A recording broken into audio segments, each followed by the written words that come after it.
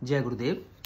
दोस्तों, कई लोग हमसे पूछते हैं, कई बार प्रश्न करते हैं कि सर हम प्राणायाम करते हैं, हमारी एनर्जी जो है कुछ दिन के लिए सही होती है, उसके बाद फिर वो जमीनी लेवल की हो जाती है। हम प्राणायाम कैसे करें, प्राणायाम के साथ क्या परहेज करें और प्राणायाम होता क्या है?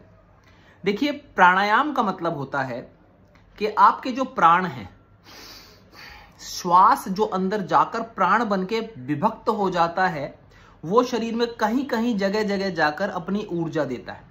जैसे आपने जो श्वास ली है वो आपके हृदय पर आकर यानी फेफड़ों के अंदर आकर प्राणवायु में डिवाइड हो जाती है। वहां से वो ऊपर की ओर उदान वायु में चली जाती है, उदान प्राण में चली जाती है। नीचे की ओर खाना पचाने के लिए वही प्राणवायु समान प्राण से जानी जाती है। और जब आपके शरीर से जो भी दूषित चीजें शरीर से बाहर निकालनी होती है वो अपान रूप में बाहर निकल जाती है। अब पूरे शरीर में और भी ज्यादा ऑर्गन्स है, और भी चीजें हैं, तो उनको चलाने के लिए व्यान प्राण रूप में आपका सांस कार्य करता है। प्राणायाम का मतलब होता है कि आपने जो सांस ली है वो भीतर जब प्राण बनी, उन प्राणों को कहां कितना भेजना है, किस काम में कितने प्राणों को लगाना है, वो सब आपके संयम में आ जाता है। उसे कहते हैं प्राणों पर काबू कर लेना, प्राणों पर आयाम कर लेना।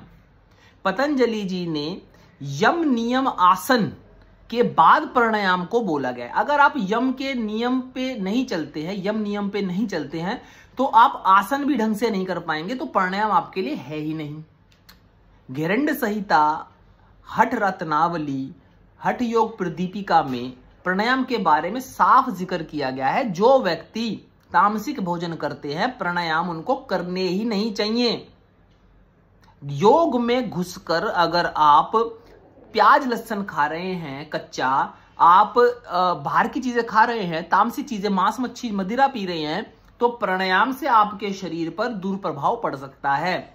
प्राणायाम से आपका शरीर साफ होता है। जैसे आप सांस लेते हैं और सांस छोड़ते हैं, तो ये बॉडी के अंदर जाकर एक गतिविधि पैदा करती है, जिससे बॉडी की सफाई होती है। और जब बॉडी साफ हो जाती है, ऊपर से फिर आपके ऊपर भारी गरिष्ठ खाना डाल देते हैं, तो वो प्राणायाम का जो असर होता है वो कुछ क्षण भर का ही होता है।